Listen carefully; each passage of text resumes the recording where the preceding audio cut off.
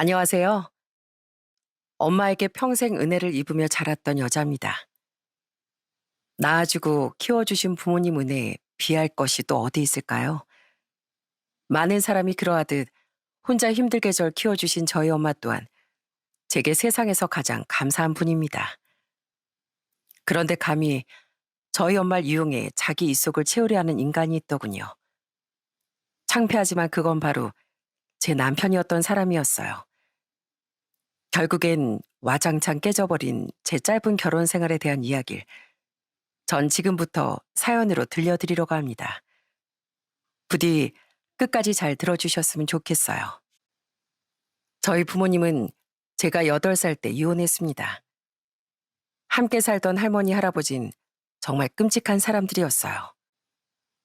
귀한 3대 독자 남편을 차지했으며 아들을 낳아야 할 거 아니야. 저런 쓸모도 없는 기집애만 낳아서 어쩌자 말이야.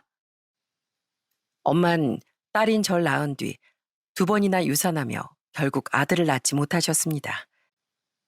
할머니, 할아버진 그런 엄마에게 정말 악독한 시집살이를 시켰어요.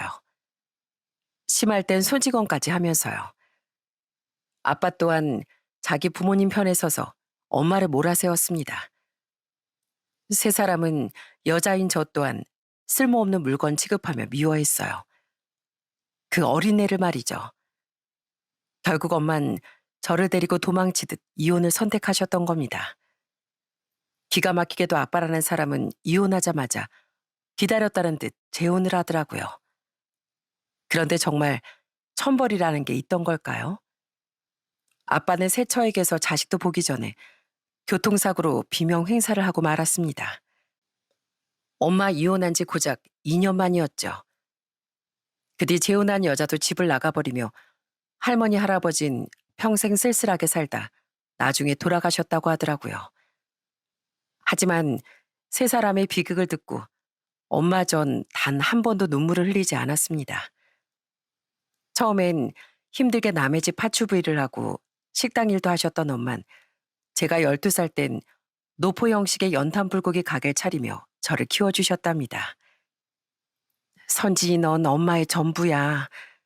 내가 너 하나만은 어떻게든 아주 번듯하게 키워줄 거야. 그런 엄마 덕에 전 중학교, 고등학교를 다 졸업하고 대학까지 졸업할 수 있었답니다. 엄만 정말 대단한 분이었는데요. 엄만 절 대학까지 졸업시켜 주신 것뿐 아니라 제가 대학을 졸업하고 취업했던 해엔 서울의 방 3개짜리 34평 아파트를 장만하셨답니다. 그것도 그 당시 구축도 아닌 꽤 신축으로요. 우린 그전엔 쭉 빌라에 살았었거든요. 엄만 식당을 하며 번 돈을 열심히 발품 팔아 땅에 조금씩 투자하셨다고 하더라고요. 투자금이 많진 않았지만 그래도 그렇게 조금씩 불린 덕에 엄만 서울 한복판에 신축 아파트를 장만할 돈까지 모으셨던 겁니다. 우와, 엄마, 집 너무 좋다. 진짜 여기가 우리 집이야?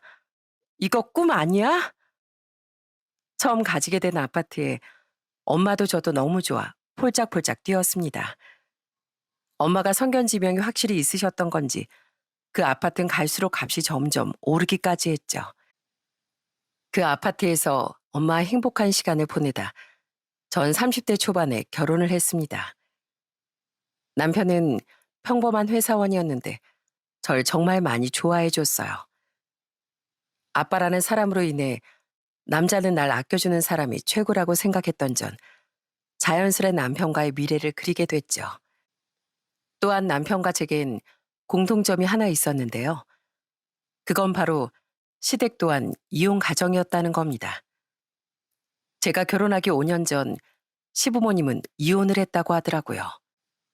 그 망할 인간, 속도 아주 밴댕이 소갈딱지 마냥 좁아가지고 감히 날 버려? 똥통에나 빠져버려라. 봐줄 거 하나 없는 인간, 그래도 남편이라고 데리고 사라졌더니 배은망덕한 놈 같으니라고. 처음 제가 인사 갔던 때도 결혼하고 나서도 시모는 항상 시부를 욕했었습니다.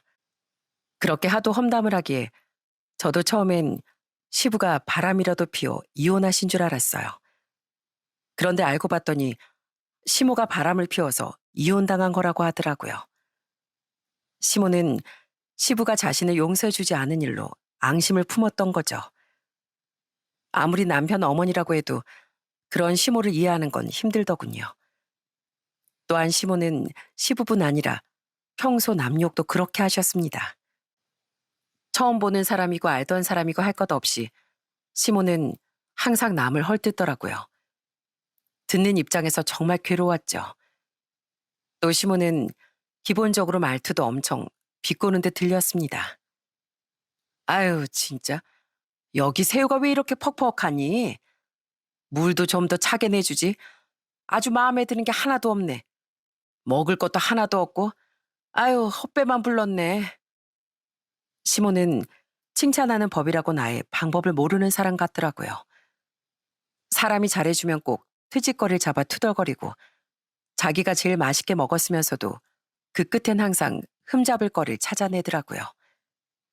게다가 공중도덕도 부족해서 사람들 발치에 대고 가래침을 뱉거나 길 가다 손에 들린 쓰레기를 아무렇지도 않게 버리는 건 일상이었답니다. 그걸 따라다니며 일일이 줍는데 이게 뭐 하는 짓인가 싶더라고요. 그렇게 시모는 함께 있으면 무조건 기분이 나빠지는 타입이었어요. 남편에겐 두 여동생이 있었는데 첫째 시누인 그런 시모와 아주 똑같은 사람이었죠. 그나마 막내 시누인 정상적이고 상식적인 사람이었어요. 막내 시누이가 시모에게 한 소리 할 때면 저도 언젠가부턴 조심스레 한마디씩 덧붙이곤 했습니다. 제 가족이 밖에서 그러고 다니신다는 게 너무 부끄러웠거든요. 그럼 시모와 첫째 시누인 성인군자 납셨다며 투덜거리곤 했죠. 그리고 남편은 그런 시모를 두둔하진 않았지만 굳이 말리지도 않더라고요. 우리 어머니는 평생 그렇게 살아온 분인데 그걸 이제 와서 어떻게 고쳐. 세상엔 이런 사람도 저런 사람도 있는 거지. 괜히 힘 빼지 말고 그냥 둬. 내가 보기엔 당신하고 막내가 좀 유난히 면도 있어. 그렇게 시모를 방관한 남편은 자긴 시모에게서 멀찌감치 떨어져 있더군요. 자기도 시모가 창피한 건 알았던 거죠. 연애할 땐 몰랐는데 이렇게 회피적인 면모도 있었나 싶어 좀 실망스럽더라고요.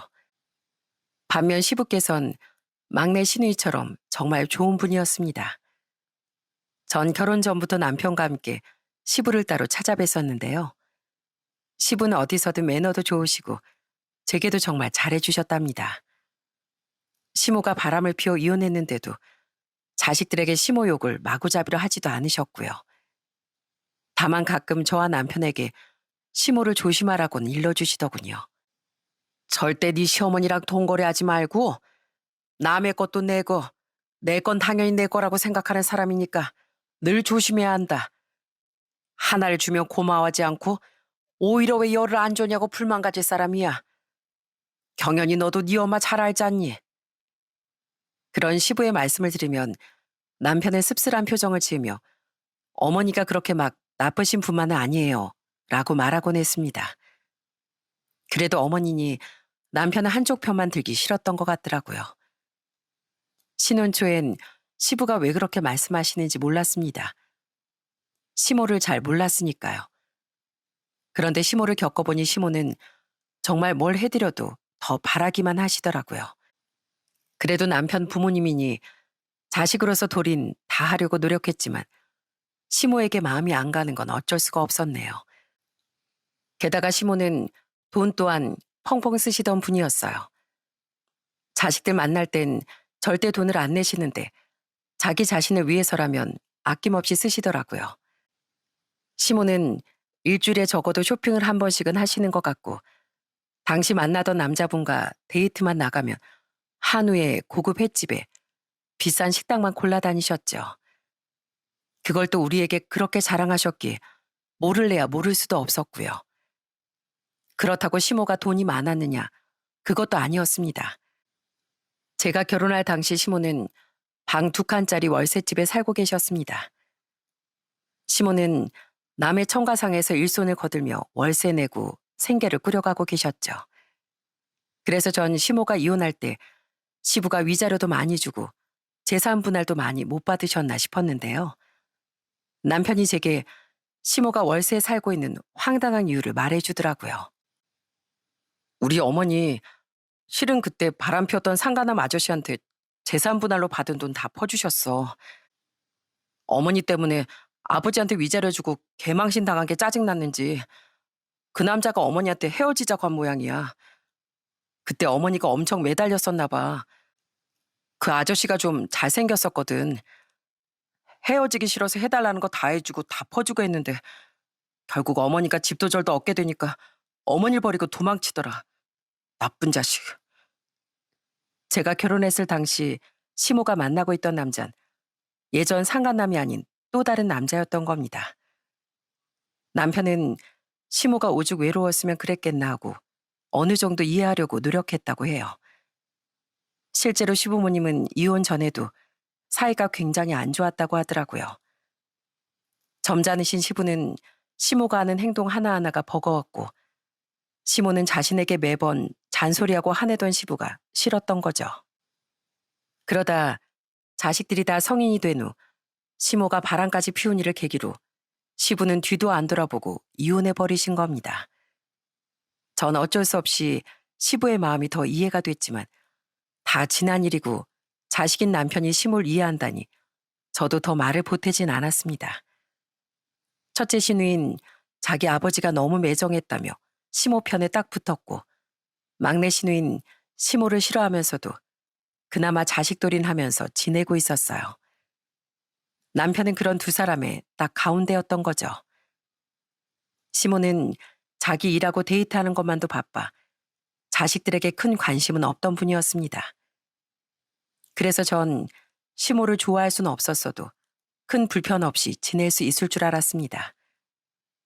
시모와 자주 만나지도 않았고 시누이들도 각각 독립해 살고 있어 불편한 첫째 시누이도 자주 볼 일이 없었으니까요. 그런데 시모는 제가 딸을 낳고 복직한 지 얼마 안 되어서부터 제게 자꾸만 돈을 요구하기 시작하더라고요. 예, 애미야. 나 너무 급해서 그러는데 얼른 한 30만 원만, 아니 50만 원만 보내봐라. 어? 아유, 나 진짜 큰일 났어. 어느 날 시모가 굉장히 다급한 말투로 제게 50만 원을 보내달라는 전화를 걸고 끊어버리더라고요. 너무 당황해서 우선 돈을 바로 보냈습니다. 진짜 무슨 큰일이라도 생긴 줄 알았거든요. 제가 돈을 보내도 시모는 잘 받았다는 연락도 없었는데 그래서 전 진짜 무슨 큰일이 났나 덜컥 겁이 나더라고요. 시모는 계속 제 전화도 받지 않았는데 한두 시간쯤 지나고 나서야 제 전화를 받더라고요. 저는 놀란 가슴을 쓸어내리며 물었습니다. 어머님, 대체 무슨 일이었어요? 설마 무슨 나쁜 일이라도 생기신 거예요? 아니다.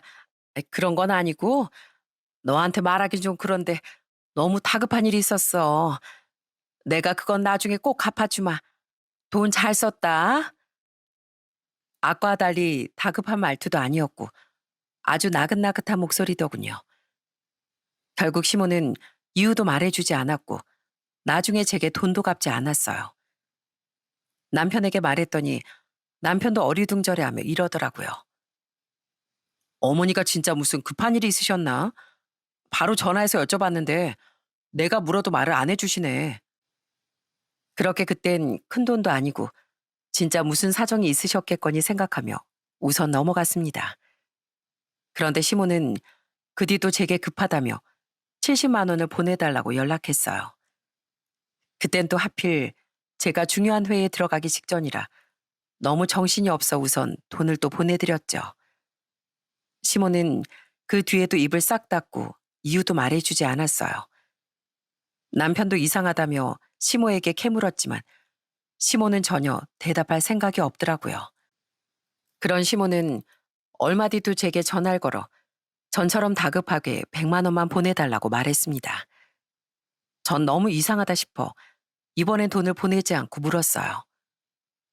어머님, 진짜 무슨 보이스피싱이나 다단계 이런 거에 잘못 엮이신 거 아니에요? 아이, 넌 사람을 뭘로 보고 그런 거 아니야. 얼른 돈이나 먼저 보내. 나 진짜 급하다니까. 이번이 벌써 세 번째예요. 어머님 벌써 120만 원이나 빌려가고 갚지도 않으셨잖아요. 무슨 다급한 일인지 알기라도 해야 저도 납득을 하죠. 솔직하게 말씀해 주시기 전엔 전 돈 못 드려요. 계속되는 추궁에 시모는 마구 짜증을 내더라고요. 그러더니 결국 투덜대며 한다는 말이 정말 어이가 없었습니다. 시모는 그새 새로 바뀌었던 남자친구와 강원도 쪽으로 여행을 왔다고 말했습니다. 당장 강원도에 도착은 했는데 호텔 잡을 돈도 없고 밥 사 먹을 돈도 없다 얘. 나 아직 월급 날도 멀었단 말이야. 그러니까 어머님 데이트하실 돈을 지금 그렇게 급하게 달라고 하신 거예요? 아니, 돈이 없으시면 가지 말던가 아니면 그 남자분한테 내라고 하면 되잖아요. 이 사람이 자기 차 운전해서 기름값도 다 내고 여기까지 와줬는데 여기까지 와서 내가 돈 없다고 하면 얼마나 화가 나겠냐? 어? 내가 여행시켜 준다고 해서 같이 온 건데 너 사람 자존심 구기게 자꾸 이럴래? 나 정말 급하단 말이야. 여태 두 번이나 잘 보내줘 놓고 왜 오늘 이렇게 깐깐하게 굴어? 시모는 이번에도 당연히 제가 돈을 보내줄 줄 알고 여행을 치른 거라며 빨리 돈을 보내라고 성하더군요. 시모는 얼마 전 그나마 모아뒀던 돈이 바닥을 보이기 시작했다고 말했습니다. 그렇게 펑펑 쓰며 다녔으니 돈이 나만 할 리가 있나요?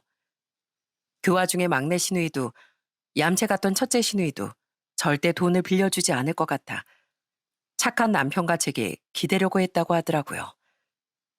말은 착하다고 했지만 시모는 우리가 그냥 만만했던 겁니다. 그럼 설마 전에도 급한 일을 하는 게 다 지금 만나는 남자랑 데이트하려고 그러셨다는 거예요? 이게 말이 돼요? 그래. 에휴, 이럴까봐 그냥 말 안 하려고 했는데. 그래, 그랬다. 처음엔 한우 사 먹고 고급 와인바도 갔어. 그 다음엔 이 사람이 운영하는 삼겹살 가게 동창도 죄다 끌고 가서 매출 좀 올려줬다. 됐니? 넌 결혼하고 행복하게 살고 있어서 모르겠지만 나한텐 지금 이 연애 사업이 전부야. 그러니까 나한테 그것들 다 급한 일이었다고. 예전 상간남에게도 그랬다더니 시모는 계속 돈을 다 써가며 남자들을 만나고 다녔던 겁니다. 정말 기가 막히더라고요. 시모는 이제 솔직하게 다 말했으니 빨리 돈을 보내라며 다그치더군요. 전 그런 시모에게 딱 잘라 거절 의사를 밝혔습니다. 죄송하지만 어머님, 전 그 돈 못 보내드릴 것 같네요.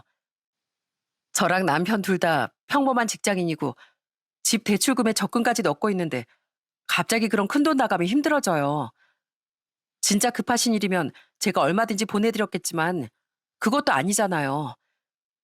여태 보내드린 돈은 그냥 용돈 드렸다 생각하고 잊을 테니까 이제 그런 일로 저한테 그만 전화해 주셨으면 좋겠어요. 죄송합니다. 시모는 노발대발했지만 전 정중하게 전화를 끊었습니다. 손녀 태어났다고 100원짜리 사탕 하나 안 사다 주고 제게 수고했다고 제대로 말 한마디 안 해주던 분이었어요. 그래도 부모님이라고 때 되면 용돈 드리고 선물 드리고 다 했는데 그랬더니 절 완전 호구로 보셨던 겁니다.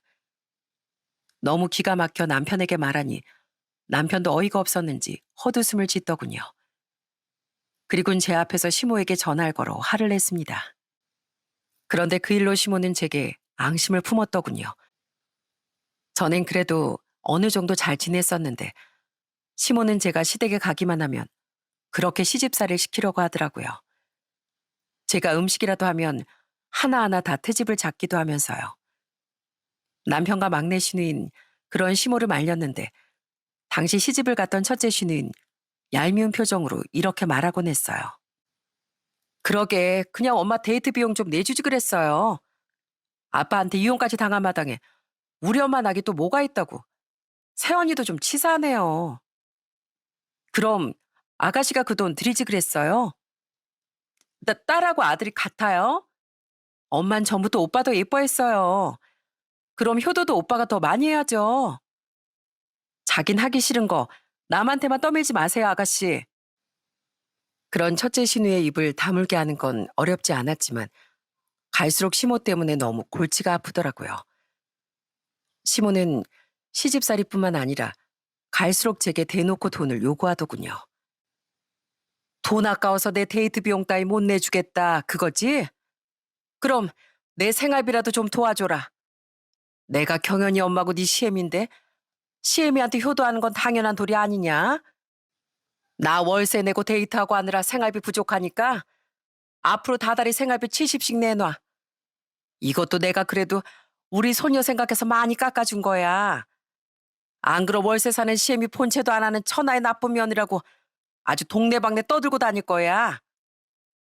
그 돈이 그 돈이잖아요, 어머님. 그냥 자식들 알아서 열심히 살게 좀 내버려 두시면 안 돼요? 어머님 지금 저 미워서 일부러 덕지 쓰시는 거잖아요. 솔직히 저희 엄만 저랑 남편한테 뭐라도 하나 더 못 해주셔서 아쉬워하시는데 어머님은 우리한테 밥 한 끼 사주신 적 없잖아요. 어떻게 자식한테 바라기만 하고 그 돈 좀 안 들였다 이렇게 못 살게 구실 수가 있어요? 정말 너무 서운해요. 그 엄청난 억지를 어떻게 일일이 다 맞춰드리겠습니까? 그걸 거절하고 남편마저 돈을 들이기 어렵다고 하자 시모는 더더욱 저만 못 살게 굴더라고요.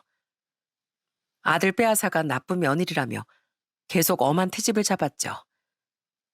전 결국 남편에게 이렇게 말했습니다. 여보, 정말 미안한데 나 어머님 힘들어서 더는 못 보겠어. 그래도 당신이 우리 엄마한테 사위 노릇 해주는 거 생각해서 어머니께 나도 기본은 하고 살게. 근데 그 이상은 바라지 말아줘. 날 보기만 해도 싫어하시는 분한테 내가 어떻게 잘하란 말이야. 나 너무 힘들어. 스트레스 때문에 원형 탈모까지 생겼다고. 이것 봐. 뭐? 아무리 어머니가 그러셔도 우린 또 우리 나름대로 효돈하고 살아야지.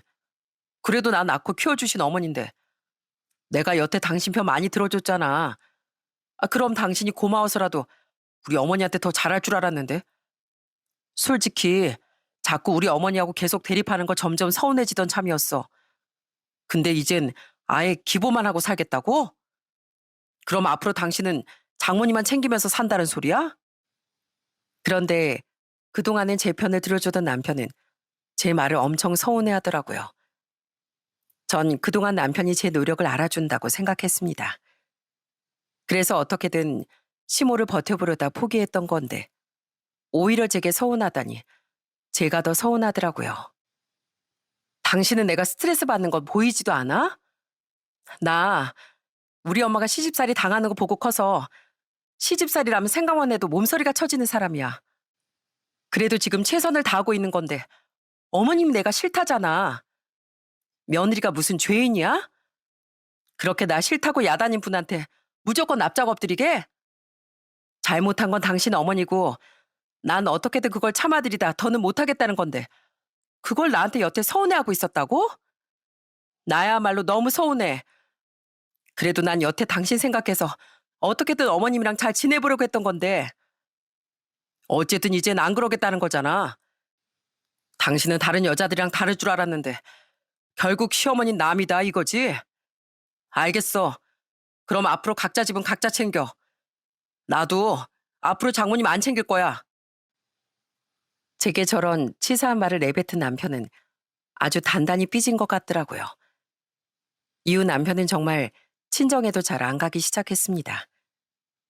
또 친정에 갔을 때 저희 엄마가 무슨 말을 걸어도 퉁명스럽게 짝이 없더라고요. 엄만 그런 남편을 보며 정말 속상해 하셨습니다. 그런 남편을 친정에 데려가는 건 엄마 속을 오히려 뒤집는 일인 것 같아 전 아예 명절에 남편을 데리고 가지도 않기 시작했어요. 어차피 남편이 먼저 아예 친정에 안 가겠다고 버티더라고요. 아들이 자기 편을 들기 시작한 뒤로 갈수록 의기양양해졌던 시모는 저까지 친정에 못 가게 하려 하기도 했죠. 세상 많이 좋아졌다. 어? 며느리가 당당하게 명절에 친정 간다는 말을 다 하고 나 땐 시어머니가 가라고 안 하면 말도 못 꺼냈는데 그때 막내 시누이까지 시집을 간 뒤라 제 편을 들어줄 사람도 아무도 없었습니다. 전 그런 시모한 남편을 무시한 지 딸을 데리고 혼자 친정으로 가버렸어요. 그 뒤로 저도 명절에 시댁에 아예 안 갔던 겁니다. 시부께만 따로 전화드리고 가끔 찾아뵈면서요. 시몬 제게 전화를 걸어 난리를 쳤지만 제가 죄송한 사람은 딱 한 분, 자신처럼 이혼의 길을 걸을 것 같은 딸을 보며 속상해하던 친정엄마였죠. 그렇게 서로 앙금이 쌓여가던 남편과 전 점점 집에서 말도 하지 않았습니다.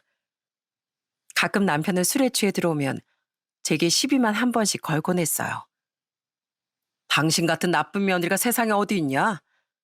실은 나 당신 편드는 척했지만 처음부터 서운했다고. 우리 어머니가 나이 들고 이제 좀 자유롭게 사시겠다는데 그깟 데이트 비용도 못 보태드리냐? 내가 나서서 더 당신 편들면 오히려 당신이 고마워서 우리 어머니 좀 챙길 줄 알았더니 우리 아버지야 혼자 돈 벌면서 잘 지내신다지만 우리 어머니는 얼마나 불쌍해. 며느리로서 그런 시어머니 좀 챙겨주면 덧나냐? 술 취했으면 입 다물고 잠이나 자. 애깨. 당신 눈에 그럼 난 안 불쌍하니? 당신 내 편을 들길래 나도 그만큼 참았던 거라고 몇 번을 말해. 당신은 그냥 처음부터 당신 엄마 편이었구나. 그렇게 엄마 할 거면 결혼을 왜 했어? 혼자 평생 어머니 모시고 살지. 한때 자식까지 낳고 살 정도로 언제 우리가 화목했냐는 듯 남편과 제 사이는 점점 남보다도 못하게 변해갔답니다. 그 와중에 이혼 얘기까지 몇 번 나오며 고성이 오갔지만 남편은 또 이혼하긴 싫어하더라고요. 부모도 이혼했는데 자기까지 이혼하면 세상이 얼마나 비웃겠냐면서요. 그 말을 들으니 저보단 저희 딸이 걱정되더라고요. 저도 이혼 가정에서 자랐는데 내 딸에게도 그런 환경을 만들어주는 게 맞을까 싶어 이혼에 많이 신중하게 되더라고요. 그렇게 약간의 시간이 흘러 제가 결혼한 지 6년이 지난 어느 주말이었습니다. 그날은 저희 엄마 생신이라 전 딸을 데리고 엄마와 점심을 먹기로 했어요. 저희 엄마 생신인 걸 알고 있었으면서 남편은 오히려 저 들으라는 듯 시모와 점심을 먹으러 갈 거라고 말했죠. 당신은 당신 엄마 챙겨. 난 우리 어머니 챙길 거니까. 아, 어머니랑 오랜만에 뭘 먹을까? 장어, 아님 호텔 뷔페? 기가 막혀서 그런 남편을 그냥 무시하고 나왔습니다. 그런데 아무리 약속 장소에서 기다려도 엄마가 오시지 않더라고요. 제 전화도 받지 않으셨고요. 약속은 늘 정확한 분이었는데 너무 이상했습니다. 불길한 느낌에 전 엄마에게 계속 전화를 걸었습니다. 그렇게 한 30통쯤 걸었을 때 이건 분명 무슨 일이 있다 싶어 저는 다급히 친정으로 달려갔어요. 엄마! 엄마! 엄만 화장실 문턱에 힘없이 쓰러져 계시더군요. 그런 엄마를 보자마자 전 비명을 지르며 달려갔습니다. 엄마, 제발 정신 좀 차려보세요. 네? 엄마! 아무리 흔들어도 엄만 미동도 없으셨어요. 코에 손도 대보고 가슴에 귀도 대봤지만 엄만 숨을 쉬지 않는 것 같았습니다. 전 엉엉 울며 구급차를 불렀어요. 제발 엄마의 숨이라도 아직 붙어있길 병원으로 향하는 내내 바라고 또 바랬습니다. 그렇게 엄마를 급히 병원으로 옮겼지만 엄마는 이미 이 세상뿐이 아니셨죠. 그럴 리 없어요. 어젯밤까지만 해도 분명 저랑 웃으며 통화하셨다고요.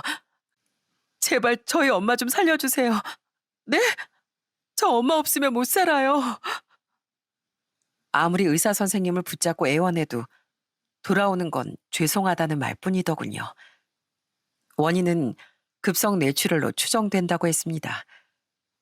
뇌출혈로 쓰러졌을 때 골든타임이 정말 중요한데 엄만 새벽에 쓰러져 이미 혼자 방치된 지 오래됐던 거예요.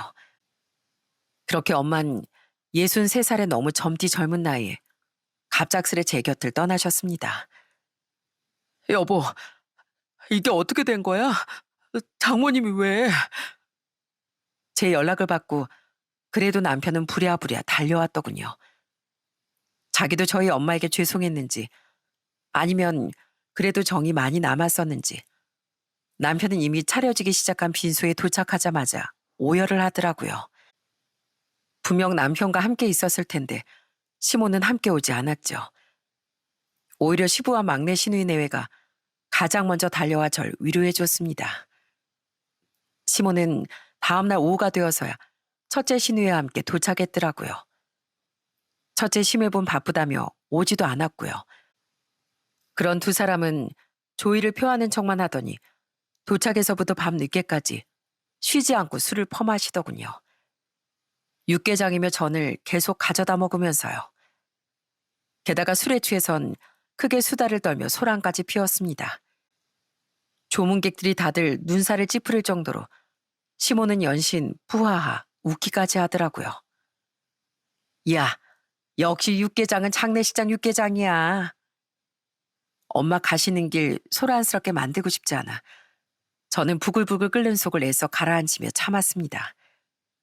그런 절 대신에 보다 못한 시부가 달려와 주의를 주시더라고요. 두 사람 다 작작하지 못해. 사부인 가시는 길에 애밀 위로는 못해줄 망정 이게 무슨 집안 망신이야. 공짜 술 처먹으러 왔어? 당신은 시어머니라는 사람이 부끄럽지도 않어? 대체 언제 사람 될 거야? 당신이 무슨 참견이야. 배신자 주제. 아이 저리 가. 술맛 떨어져. 첫째 시누인 입을 삐죽 내밀었지만 시몬 오히려 언성을 높이며 시부에게 화를 내더라고요. 더 험악해질 뻔한 분위기를 그래도 남편이 달려가 중재를 하더라고요. 하지만 시모가 계속 화를 가라앉히지 못하자 전 시모에게 가서 말했습니다. 저희 엄마 가시는 길에 그래도 나쁜 모습 보이기 싫어서 참았는데요. 어머님하고 아가신 저희 엄마 죽음을 슬퍼해줄 생각도 절 위로해줄 생각도 전혀 없으신 것 같네요. 두 사람이 계속 여기 있으면 저희 엄마 가시는 길이 너무 편안하지 못하실 것 같습니다. 와주신 건 감사하지만 이만 돌아가 주세요. 이 이상 소란 피우기 싫습니다. 사람들도 다 쳐다보고 있잖아요. 제게 발끈하려던 시모는 제 말에 주의를 둘러보더군요. 그리곤 자신들을 험한 거 보듯 보고 있던 사람들의 눈총에 결국 두 사람은 투덜대며 돌아가 버렸습니다. 그래도 남편은 평소와 달리 제게 미안하다고 해주더라고요. 그리곤 장례 마지막까지 조용히 아이를 챙기며 절 도와주었죠. 그래도 이럴 땐 남편이라고 절 챙겨주는 건가 싶었습니다. 하지만 그건 제 착각이었더군요. 남편은 엄마가 돌아가셨다는 소식을 들은 그 순간부터 다 꿍꿍이가 있었던 거예요. 엄마 장례가 끝난 후 큰 충격을 받은 전 한동안 직장에 휴가까지 냈습니다. 그리곤 집에 틀어박혀 슬픔에 잠겨 있었죠. 그런데 얼마 뒤 남편이 제 눈치를 보더니 슬쩍 말을 걸더라고요. 여보, 이제 마음은 많이 추슬렀어? 전엔 너무 경황이 없어서 제대로 말 못했는데 엄마 장례식 때 당신도 고생 많았어. 엄마 가시는 길에 나 많이 도와줘서 고마워. 아니야. 부부인데 당연한 거지. 부부끼리 네 일 내일이 어딨고 네 부모 내 부모가 어디 있겠어. 이 사람이 웬일로 이런 말을 다 하나 싶더라고요. 하지만 이어진 남편의 본심에 전 기가 차고 말았네요. 근데 여보, 장모님 사시던 아파트는 다 어떡할 거야? 글쎄, 천천히 생각 좀 해보려고. 그래? 그럼 있잖아. 장모님 사시던 집에 우리 어머니가 들어가서 사시면 어떨까? 뭐? 그게 무슨 말이야? 아니, 내가 이번에 장모님 장례를 내 부모님 장례처럼 지극정성으로 치러드렸듯이 우리 어머니도 당신 부모님이나 마찬가지잖아. 이렇게 여건이 될 때 좀 도와드리면 좋지 않을까? 솔직히 우리 어머니 그 연세 아직 힘들게 월세집 사시는 거 나 너무 가슴 아팠어. 참 황당하더군요.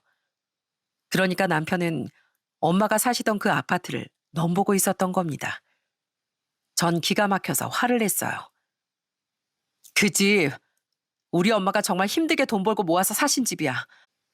그걸 왜 날 옆집 멍멍이만도 못하게 생각하는 당신 엄마한테 드려야 하는데 어머님이 장례식장 와서 어떻게 하셨는지 기억 안 나? 아니 물론 그건 우리 어머니가 잘못하셨지. 우리 어머니 성격이 좀 남다른 거 나도 알아. 근데 여보, 그래도 나 낳아주고 키워주신 어머니잖아. 능력 부족해서 힘들게 월세 사는 부모님 제대로 챙기지도 못하는 자식 마음 당신이 좀 이해해주면 안 될까? 앞으로 내가 더 잘하면 되잖아. 어? 말도 안 되는 소리 하지도 마. 어머님이 월세 사는 건 남자한테 돈 펑펑 쓰느라 제대로 모으지도 못한 어머님 탓이야. 난 그런 어머님 하나도 안 불쌍해. 오히려 이번 장례식장 일로 더더욱 싫어졌다고. 당신 진짜 양심도 없다. 어? 당신 엄마가 나한테 어떻게 했는지 뻔히 알면서 어머님 때문에 우리 사이도 이렇게 된 건데 어떻게 우리 엄마 집을 어머님 들이자고 할 수 있어?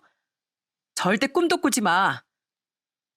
저는 뭐 이런 인간이 다 있나 싶어 노발대발 화를 냈습니다. 남편은 제 눈치를 보더니 자기가 생각을 너무 쉽게 한 것 같다며 슬그머니 자리를 피하더군요. 그런데 다음날 자기가 이번엔 다른 생각을 해봤다는 겁니다. 여보, 아무래도 당신이랑 우리 어머니 사이가 그런데 어머니께 집을 들이자는 건 좀 그랬지? 아, 그럼 장모님 집 팔고 그 돈으로 나 사업 좀 해보면 안 될까? 내가 전부터 골프 용품점 사업에 관심이 좀 있었거든. 거기 지금 시세 엄청 올라서 지금 9억인가 한다며. 그럼 내 사업 하나 차리고도 남을 것 같은데. 당신이 엄마 집 시세를 어떻게 알아? 그냥 부동산에 좀 알아봤지. 남편은 계속 저희 엄마 집을 자기 멋대로 쓸 궁리를 했던 거예요. 저는 그놈의 뒤통수를 퍽 하고 후려쳐버렸습니다. 그리곤 소리를 빽 질렀어요. 당신이 최근 2년 들어서 우리 엄마 제대로 한번 챙긴 적 있어?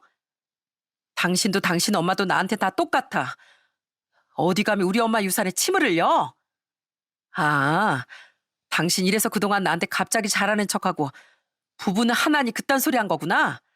우리 엄마 유산 노리고. 어림도 없는 소리 하지 마. 꼴도 보기 싫으니까 내 눈앞에서 사라져. 장례식 때 잠시나마 고마웠던 마음이 싹 사라지더라고요. 너무 부하가 치밀었습니다. 그런데 그 뒤 남편은 눈치도 없이 제게 자꾸 사업 얘기를 꺼내는 거예요. 자꾸 회사를 그만두고 싶다며 말입니다. 요즘 부장이 자꾸 짜증나게 한다. 어차피 우리 회사 별 미래도 없는 것 같다 하면서요.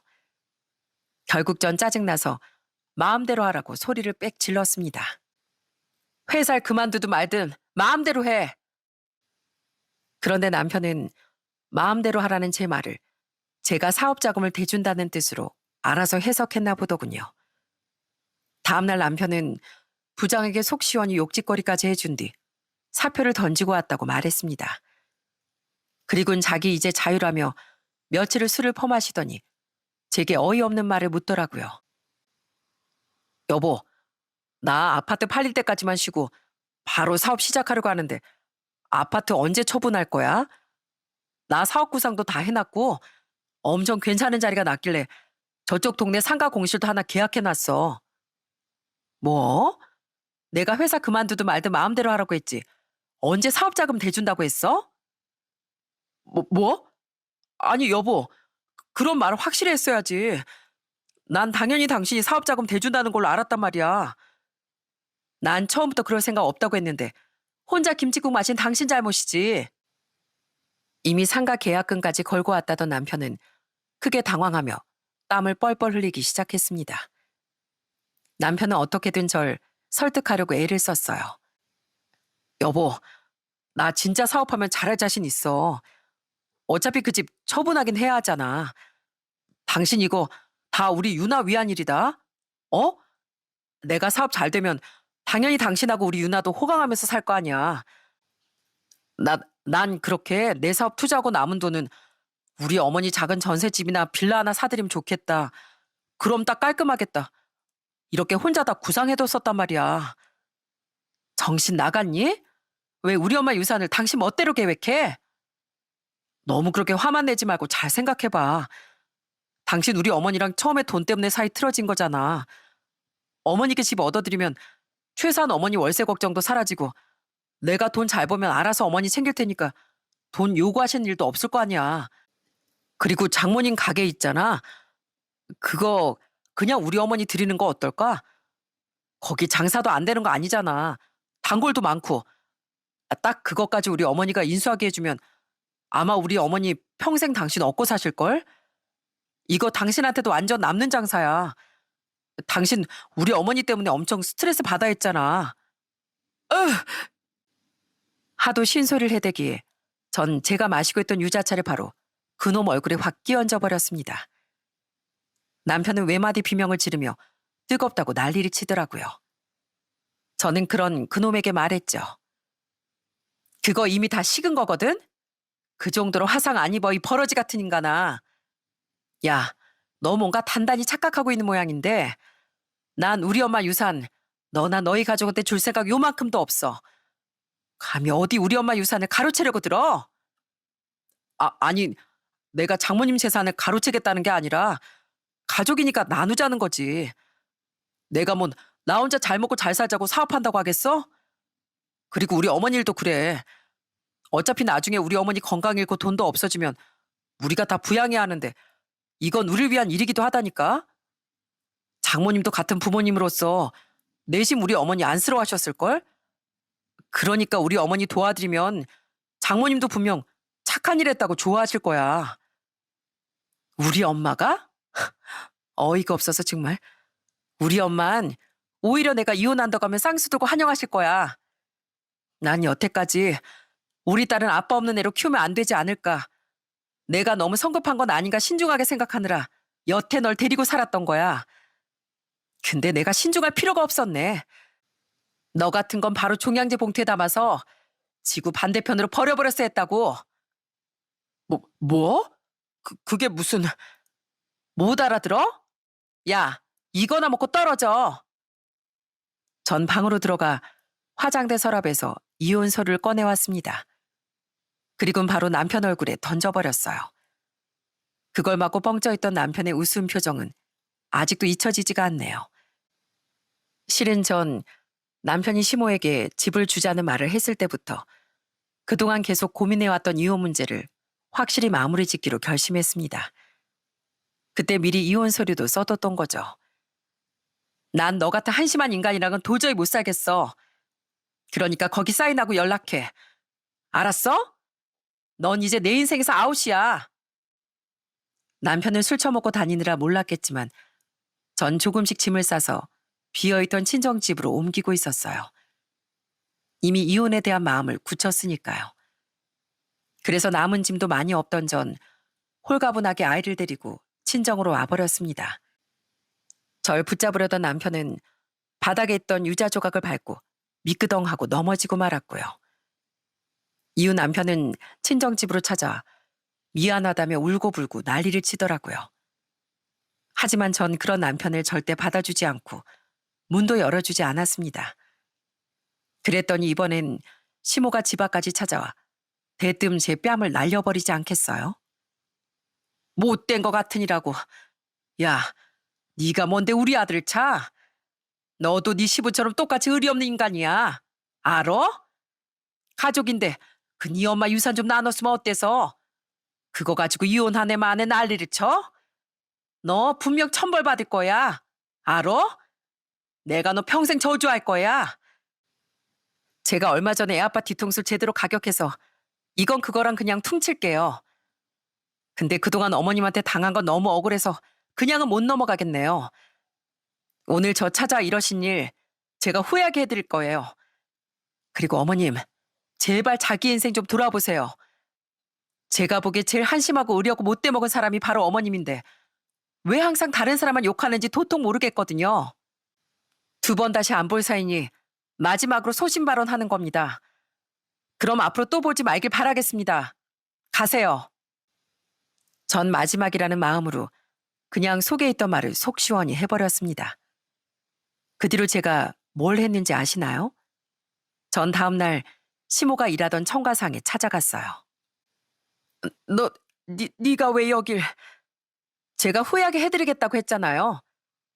여기 사모님 계시죠? 저 여기 이분 며느리인데요. 드릴 말씀이 있어서요. 나한테요? 그 청가상은 시모와 동년배 사장님 부부가 운영하고 있는 곳이었는데요. 저는 그 여사장님께 엄청난 진실이 담긴 녹음 파일 하나를 재생해 드렸답니다. 그게 뭐였냐면 말이죠. 이게 지금 뭐예요? 저희 어머님이랑 아주버니 남편이 반년 넘게 부적절한 관계였다는 증거예요. 저도 얼마 전에 알고 녹음해 둔 거고요. 이, 이 여편 내가 감히 남의 남편을, 그건 바로 시모와 청가상 사장님의 외도 증거였습니다. 실은 장례식장 화장실에서 전 술 취한 시모가 큰 소리로 통화하는 소리를 들었거든요. 그때 그새도 바뀌었던 시모의 새 남자친구가 유부남에다 바로 그 청가상 사장이었다는 걸 알게 됐던 겁니다. 혹시 몰라 그걸 다 녹음해뒀던 전 그 뒤론 슬픔 때문에 정신이 없어 잠시 잊고 있었죠. 저는 그 유부남의 아내를 위해서라도 그 모든 걸 폭로했던 겁니다. 모든 진실이 폭로되자 청가상 사장은 바로 주랭랑부터 치더군요. 그리고 여 사장님은 바로 시모의 머리채를 잡았죠. 시몬 머리채를 뜯기며 제게 악을 썼습니다. 야, 너 진짜 어떻게 이렇게 사람 엿을 매겨? 어? 제가 후회하게 해주겠다고 말씀드렸죠? 그럼 전 할 일도 마쳤으니 이만 가보겠습니다. 전 이렇게 비아냥거린 뒤 난장판을 뒤로하고 나와버렸습니다. 이후 전 남편에게 이혼 소송을 걸었어요. 그 사이에 저희 엄마의 가게는 오래도록 엄마를 도우셨던 이모님께 좋은 값에 넘겨드렸죠. 평소 엄마와 친자매처럼 지내던 고마운 분이었기에 그분께라면 엄마도 좋아하실 거라고 생각했거든요. 그리고 이혼 소송을 진행하는 동안 소식을 들은 시부는 제게 전화를 걸어 잘했다고 말해주셨답니다. 아무리 내 아들이라지만 나도 네가 그냥 이혼했으면 했다. 막내 시누이 또한 절 직접 찾아와 두 사람 대신 사과를 전했습니다. 오죽했으면 가족들이 그렇게 제 편을 들까 싶어 그들이 더욱 한심하게 느껴지더라고요. 이후 전 끝내 남편과 이혼할 수 있었고 법원에선 양육권 문제도 무직 상태였던 전 남편보다 제 손을 들어주더라고요. 전 남편은 상가 계약금만 날리고 장꾀를 쓰다 그렇게 이혼을 당했습니다. 게다가 다달이 제게 딸의 양육비까지 주게 되었죠. 그리고 시모는 청가상 여사장님에게 위자료 소송이 걸렸습니다. 당연히 청가상에선 잘렸고 나이가 있어 다른 데 취직 자리도 못 구했다고 하더군요. 심지어 청가상 사장은 자기 아내에게 용서를 받았다고 해요. 그러니까 시모만 낙동강 오리알이 됐던 거죠. 이후 전 남편은 아이를 만나고 싶다는 말은 하지도 않고 계속 찌질대며 제게 매달리더군요. 이혼 후 전 남편은 원룸 전셋집을 구했는데 시모가 남편 원룸에 쳐들어왔다고 하더라고요. 직장을 잃어 이젠 월세 낼 돈도 없으니 남편에게 자신을 책임지라면서요. 시모가 같이 살자고 했더니 시누이들은 둘 다 딱 잘라 거절했다고 해요. 어머니가 막 내 탓을 하는 거야. 자기가 청가상에서 잘리고 개망신 당하고 얼마 없던 돈마저 위자료로 탈탈 털린 거 다 내 탓이라면서 말이야. 그래서 어머니가 유부남이랑 바람 피운 게 왜 내 탓이냐니까. 내가 애초에 장모님 유산만 타면 안 냈어도 당신이 청가상에 찾아와서 다 폭로했겠냐는 거지. 난 어머니를 도우려고 했던 건데 어떻게 그런 서운한 말을 할 수가 있어? 당신 어머니 그런 분인 거 몰랐어? 그걸 왜 나한테 하소연해? 그냥 너무 서러운데 말할 데가 없어서. 아버지랑 막내 나도 어머니랑 똑같은 사람이라면서 요즘 나 만나주지도 않아. 둘째도 어머니나 내가 돈 빌려달라고 할까봐 요샌 전화도 안 받고. 이게 어떻게 가족이야? 전 남편은 하도 취업난인 시대라 취직도 안 돼 요즘 대리운전과 배달 아르바이트를 뛰고 있다고 말하더군요. 그렇게 처량한 신세가 되어 전 남편은 시모를 모시고 살고 있던 거예요. 그것도 좋은 소리 하나 못 들으면서요. 저는 그런 전 남편에게 그냥 짧게 말하곤 전화를 끊어버렸죠. 자업자득인데 누굴 탓하니? 끊어. 애 양육비나 잘 보내고 아이 만날 생각 없으면 연락하지도 마. 그 뒤로도 정신 못 차리고 후회한다. 한 번만 용서해주면 이번엔 정말 잘하면서 살 자신 있다며 매달리기에 전 아예 그놈의 번호를 차단해버렸습니다. 아이 얘기가 나올까봐 계속 연락을 받아줬던 건데 그놈은 그냥 끝까지 자기밖에 모르는 인간 같았으니까요. 그런 전 남편과 달리 전 엄마 집에서 딸과 여전히 잘 지내고 있답니다. 가끔 엄마가 너무 보고 싶을 땐 엄마가 베고 주무시던 베개에 조심스레 누워 엄마 냄새를 더듬곤 합니다. 엄마 냄새가 다 날아갈까봐 아직 빨지도 못한 그 베개를요. 그럼 엄마가 꼭 제게 우리 선진이 잘하고 있어 하고 말해주시는 것 같아 눈물이 고이곤 합니다. 전 엄마가 혼자 남은 딸을 걱정하시지 않도록 앞으로 아주 씩씩하게 살아갈 생각입니다. 엄마가 혼자 절 키우셨듯 저희 딸을 아주 멋진 어른으로 키워내고 싶네요. 언젠가 다 큰 저희 딸이 제가 엄마에게 그랬듯 저를 자랑스러운 엄마로 생각해 줄 수 있도록 말입니다. 제 사연은 여기까지입니다. 이곳 사연들을 들어보면 지나친 욕심을 부리다 결국 본전도 못 찾는 사람들의 이야기가 많은데요. 제 주위에도 그런 사람들이 있었다. 역시 욕심의 끝은 나락뿐이더라. 라는 말씀을 드리고 싶었습니다. 적당히 이용하면 인생을 크게 발전시켜주지만 악용하거나 지나치면 독이 되는 게 바로 욕심인 것 같아요. 그러니 사람은 항상 지나친 욕심은 경계하며 살아가야 하는 것 같습니다. 그럼 전 이만 여기서 사연을 마쳐보겠습니다. 제 이야기 끝까지 들어주셔서 정말 감사합니다.